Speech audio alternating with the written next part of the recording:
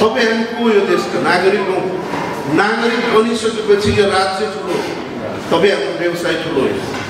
राज्यपछि बल्ल यो व्यवसाय आउँछ। व्यवसाय राज्य छ र व्यवसाय गर्ने हो। राज्य छ र हामी नागरिक छौँ।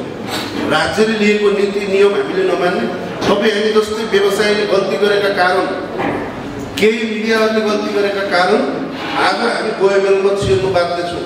त्यो घटना त न्युरोडको हो नि। अन्तर्राष्ट्रिय उसबाट अनुगमन आयो देशमा। विदेशीहरू जब युएनबाट यहाँ अनुगमन आएर न्युरोडमा गएर मैले 40 खोलाको गहना किन्छु, मेरो डकुमेन्ट के चाहिन्छ तपाईँलाई भन्दा केही चाहिँदैन भनेपछि अन्तर्राष्ट्रिय दबाब आएर सुन चाँदीलाई गोयमेलमा लानुपर्छ, यसले सम्पत्ति शुद्धिकरण गर्नुपर्छ। यसले 40 लाखको सामान पनि कुनै आधार नलिएर बिक्री गर्छ भनेर हामीलाई लाग्नलाई बाध्य बनायो। र गोयमेल केही होइन। तपाईँ हामी सक्रिय काम गरेका छौँ त गोयमेल के हो?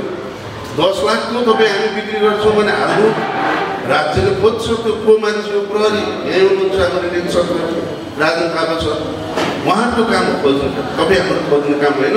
तपाईँ हाम्रो काम सुन बेच्ने हो। 10 लाखको होइन 50 लाखको बेचौँ न, कारोबार बढाउँ, राज्यलाई हाल्छौँ। 10 लाखको उसले कहाँबाट के दियो थाहा छैन। ल मसित फल्न नाम भएका व्यक्तिले 10 लाखको सुन किनेर लगेको छ, उसको मोबाइल नम्बर यो, ठेगाना यो, नाम यो, सिद्धि हो त। व्यवसाय पहिला सुदृढ जरुरी छ। हिजोको अध्यक्षहरूले चाहिँ हिजोको महासङ्घ जस्तो होइन है। यो 8 महिना त महासङ्घभित्रको कालो धप्प पोछा लगाउने टाइम लाग्यो मलाई। अहिले आउनुहोस् महासङ्घ हेर्नु के हो महासङ्घ भनेको। फेडरेसन भनेको कस्तो हुनुपर्छ? विश्वको सबभन्दा महँगो धातुको कारोबार गर्ने व्यवसायको महासङ्घ भनेको कस्तो हुनुपर्छ भनेको अहिले हुन्छ। ए बाबा हार हुन्छ। चुनावमा एउटा मैदानमा फुटबल खेल्न गएपछि हार्ने मात्र होइन, उसले खुट्टा भाँचिन्छ। ठोकिँदा खुट्टै भाँचियो भने के गर्नु? केही साथीले खुट्टा भाँचिएका छन्।